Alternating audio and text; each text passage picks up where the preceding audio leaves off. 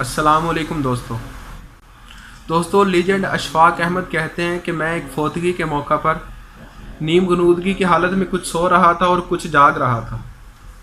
وہاں پر کچھ بچے بھی تھے جو آپس میں باتیں کر رہے تھے۔ ان میں سے ایک بچے کی بات نے مجھے چونکا دیا۔ اس نے کہا کہ جب کوئی فوت ہو جائے تو بڑا مزہ آتا ہے، ہم سب اکٹھے ہوتے ہیں اور سب رشتہ دار آپس میں ملتے ہیں۔ پھر ایک بچے نے کہا کہ اب پتہ نہیں کب کون فوت ہو۔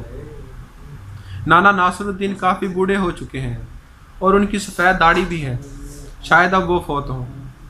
کچھ بچوں کا موقف تھا کہ پھوپھی زہرا کافی بوڑھی ہو گئی ہیں، جب وہ فوت ہوں گی تو ہم انشاءاللہ فیصل آباد جائیں گے، وہاں پر ملیں گے اور خوب کھیلیں گے۔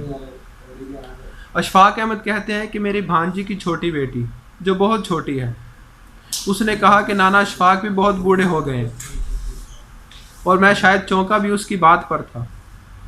جو میرے حمایتی بچے تھے وہ کہہ رہے تھے کہ جب نانا اشفاق فوت ہوں گے تو خوب رونق لگے گی، خوب مزہ آئے گا، کیونکہ وہ کافی مشہور ہیں۔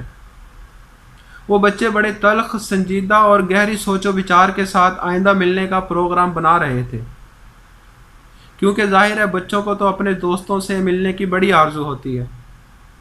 ہم بڑوں نے ہی کچھ ایسا ماحول بنا دیا ہے کہ سب رشتوں کو بھول کر کچھ زیادہ ہی کاروباری ہو گئے ہیں، چیزوں کے پیچھے بھاگتے ہیں جبکہ چیزیں ساتھ نہیں دیتی۔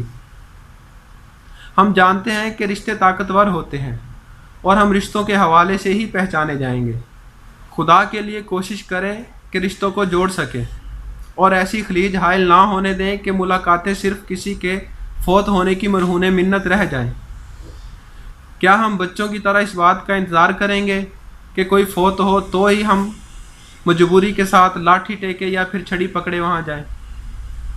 جب ہم کہیں جائیں تو ہمارے دل میں یہ فخر ہونا چاہیے کہ ہم ایک زندہ شخص سے ملنے جا رہے ہیں اور اس میں کوئی دنیاوی غرض نہیں ہے۔ میں اس کے پاس اس لیے جا رہا ہوں کہ مجھے بہت پیارا ہے، چاہے اس کے لیے کم وقت دیں لیکن دیں ضرور۔ اگر آپ کو میری ویڈیو اچھی لگی ہو تو اس کو لائک کر دیں، اس کو شیئر کر دیں۔ والسلام ورحمۃ اللہ۔